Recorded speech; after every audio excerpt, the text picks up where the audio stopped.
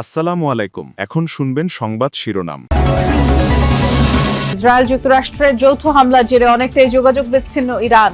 2 স্কুলে অন্তত 87 শিক্ষার্থী নিহত। হামলা পাল্টা হামলার প্রভাব আন্তর্জাতিক বিমান চলাচলে বন্ধ ইরান সহ 4 দেশের আকাশ সীমা। মধ্যপ্রাচ্যগামী সব ফ্লাইট বন্ধ করল ঢাকা। বিরোধী দল জামায়াত ইসলামীর ইফতারে প্রধানমন্ত্রী তারেক রহমান বললেন, রাজনৈতিক দলগুলো কাজ করবে মানুষের ভাগ্য পরিবর্তনে। রাজনৈতিক তর্ক বিতর্কের মাধ্যমে সংসদ হবে প্রাণবন্ত। এনসিপির বর্ষপূর্তির ইফতার আয়োজনে আশা স্বরাষ্ট্রমন্ত্রীর। ফ্যাসিবাদের বিচার দাবি নাহিদ ইসলামের। আসসালামু আলাইকুম। এতক্ষণ শুনছিলেন সংবাদ শিরোনাম, এখন শুনবেন বিস্তারিত। 3 যুগের ইসলামী শাসনকে উৎখাতের লক্ষ্যে ইরান জুড়ে হামলা শুরু করেছে যুক্তরাষ্ট্র ও ইসরায়েল। স্থানীয় সময় শনিবার সকালে বিমান ও যুদ্ধজাহাজ থেকে একের পর এক মিসাইল ছোড়া হয়। সর্বোচ্চ ধর্মীয় নেতা আয়াতুল্লাহ খামিনি সহ দেশটির শীর্ষ নেতাদের অবস্থান ছিল টার্গেট। 2টি স্কুলে চালানো হামলায় 87 শিক্ষার্থীর প্রাণ গেছে। আজ রাতেই খামিনিকে উৎখাতের ঘোষণা দিয়েছেন মার্কিন প্রেসিডেন্ট ডোনাল্ড ট্রাম্প। একযোগে বিস্ফোরণ তেহরানের বেশ কয়েকটি স্থানে। শনিবার স্থানীয় সময় সকাল 10টা নাগাদ মুহুর্মুহু এই ক্ষেপণাস্ত্র হামলা চালিয়েছে ইসরায়েল ও যুক্তরাষ্ট্র। প্রথম দফায় অন্তত 30টি স্থান টার্গেট করে চালানো হয় হামলা। সর্বোচ্চ নেতা আয়াতুল্লাহ আলী খামেনি সহ সিনিয়র নেতারা ছিল হামলার লক্ষ্য। এরপর আরও কয়েক ধাপে হামলা হয়েছে অন্তত 5টি শহরে। দক্ষিণ ইরানের একটি গার্লস স্কুলে হয়েছে ভয়াবহ হামলা।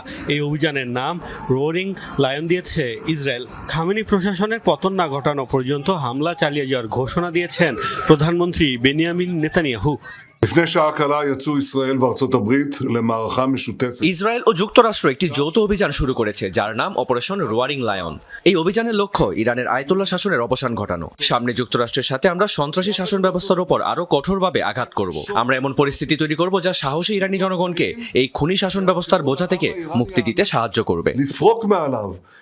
এদিকে যুক্তরাষ্ট্র তাদের অভিযানের নাম দিয়েছে অপারেশন এপিক ফিউরি। ইরানের বিরুদ্ধে যুদ্ধ ঘোষণা করে আইআরজিসি সহ সব সশস্ত্র বাহিনীকে অস্ত্র সমর্পণের জন্য আজকের দিন পর্যন্ত সময় বেঁধে দিয়েছেন মার্কিন president Donald Trump. Islamic revolutionary গার্ডের সদস্যদের, সশস্ত্র বাহিনী এবং সব পুলিশ সদস্যদের উদ্দেশ্যে বলছি, আজ রাতেই আপনারা অস্ত্র সমর্পণ করুন, নয়তো নিশ্চিত মৃত্যুর মুখোমুখি হবেন। ইরানের জনগণকে বলছি, আজ রাতেই আপনারা স্বাধীনতা পাবেন। গত 2 মাস ধরেই ইরানের হামলার হুমকি দিয়ে আসছিল যুক্তরাষ্ট্র। এর মধ্যেই পারমাণবিক কর্মসূচি নিয়ে চুক্তির লক্ষ্যে মার্কিনীদের সাথে বৈঠকে রাজি হয় তেহরান।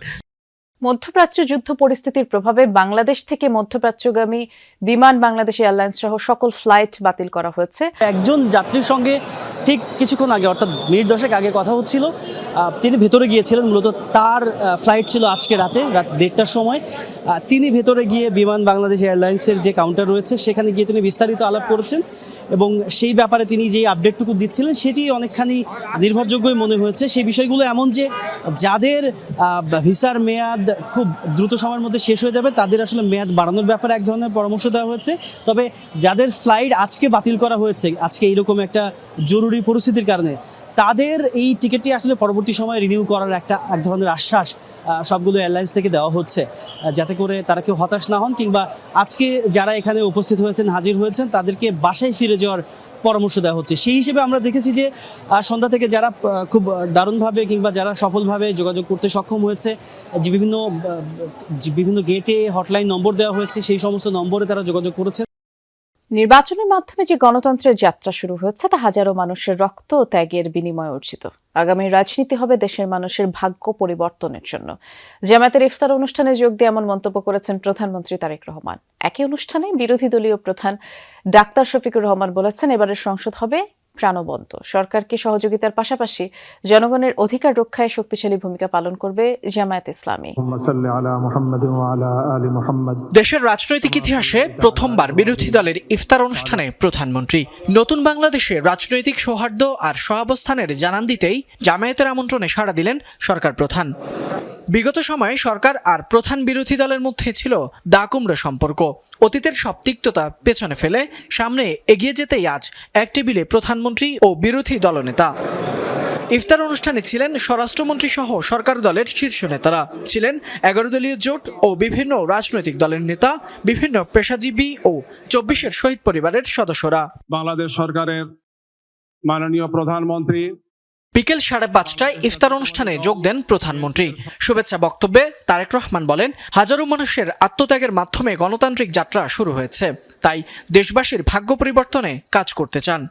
বাংলাদেশের মানুষ আজকে অনেক প্রত্যাশা নিয়ে, অনেক আকাঙ্ক্ষা নিয়ে, অনেক আশা নিয়ে আমাদের সকলের দিকে তাকিয়ে আছে, বিশেষ করে রাজনৈতিক দলগুলোর দিকে তাকিয়ে আছে। আজকে আমাদের এই ইফতার মাহফিলে আসুন আমরা আল্লাহর নামে শপথ গ্রহণ করি যে আমাদের আগামী দিনের কাজগুলো হবে এই দেশের মানুষের ভাগ্য পরিবর্তনের জন্য। অনুষ্ঠানে সভাপতির বক্তব্য দেন বিরোধী দলীয় নেতা ডাক্তার শফিকুর রহমান। এবারের সংসদ কারো চরিত্র হননের কেন্দ্রবিন্দু হবে না জানিয়ে ডাক্তার শফিকুর রহমান বলেন, পার্লামেন্ট হবে প্রাণবন্ত। রাজনৈতিক মতপার্থক্য কিংবা তর্ক বিতর্ক থাকলেও জাতীয় স্বার্থে সংসদকে প্রাণবন্ত করা হবে বলে জানিয়েছেন স্বরাষ্ট্রমন্ত্রী সালাউদ্দিন আহমদ। সন্ধ্যায় এনসিপির প্রতিষ্ঠাবার্ষিকী ইফতার অনুষ্ঠানে তিনি বলেছেন, জাতীয় সংসদ হবে আলোচনার কেন্দ্রবিন্দু। এ সময় এনসিপির আহ্বায়ক নাহিদ ইসলাম বলেন, ফ্যাসিবাদের বিচার না হলে যে কোনো সময় আবারও মাথাচাড়া দিয়ে উঠতে পারে স্বৈরাচার। 2025 সালের 28 ফেব্রুয়ারি আত্মপ্রকাশ ঘটে গণ অভ্যুত্থানে নেতৃত্ব দানকারী তরুণদের রাজনৈতিক দল জাতীয় নাগরিক পার্টি এনসিপির। বিপ্লব, বিকল্প, বিনির্মাণে অদম্য পথ চলার 1 বছর জাতীয় নাগরিক পার্টি এনসিপির বর্ষপূর্তি উপলক্ষে ইফতার মাহফিলের আয়োজন। ইফতার মাহফিলে এনসিপিকে শুভকামনা জানান স্বরাষ্ট্রমন্ত্রী সালাউদ্দিন আহমদ। জাতীয় সংসদে আমাদের মধ্যে তর্ক হবে, বিতর্ক হবে, বহুমত হবে, কিন্তু জাতীয় স্বার্থে আমরা ঐক্যমতে থাকব এবং জাতীয় স্বার্থকে প্রাধান্য দিয়ে আমরা জাতীয় সংসদকে আলোচনার কেন্দ্রবিন্দুতে পরিণত করব। ইফতার আয়োজনে যোগ দেন জামায়াতের সেক্রেটারি জেনারেল মিয়া গোলাম পরওয়ার। তিনি বলেন, জুলাই সনদের কোনো বিষয় বাদ দেয়া উচিত হবে না। যা গণভোটে রেকর্ড হয়ে আছে সেটাই যেন আইন আকারে সংবিধানের অংশ হিসেবে সংবিধানে পাস হতে পারে, অনুমোদিত হতে পারে, এটাই এখন জাতীয় সংসদের পবিত্র দায়িত্ব। তৃণমূলকে শক্তিশালী করার প্রত্যাশা জানিয়ে জাতীয় নাগরিক পার্টির আহ্বায়ক ও বিরোধী দলীয় চিফ হুইপ নাহিদ ইসলাম দ্রুত সময়ের মধ্যে স্থানীয় সরকার নির্বাচন দেওয়ার দাবি জানান। এবারের নির্বাচনে 6টি আসন আমরা বিজয় লাভ করেছি। আমরা এটাতেই সন্তুষ্ট নই। আমরা সামনের দিনগুলোতে আমাদের এই অর্জনকে আমরা বৃদ্ধি করব। আগামীর সংসদ দ্রুত সময়ের মধ্যে সংস্কার পরিষদ হবে এবং অন্তর্বর্তী সরকারের যত আইন তারা পাশ করেছে, যত অধ্যাদেশ রয়েছে সেটাকে ইন্ডিমনিটি দেওয়া হবে, সংসদ সেটাকে অনুমোদন করবে, সেই প্রত্যাশা আমরা রাখছি। তিনি বলেন, ফ্যাসিবাদের বিচারের দাবিতে অনড় অবস্থানে রয়েছে এনসিপি। গুম খুনকারীদের বিচারের দাবিতে আমরা এখনো সরব রয়েছি।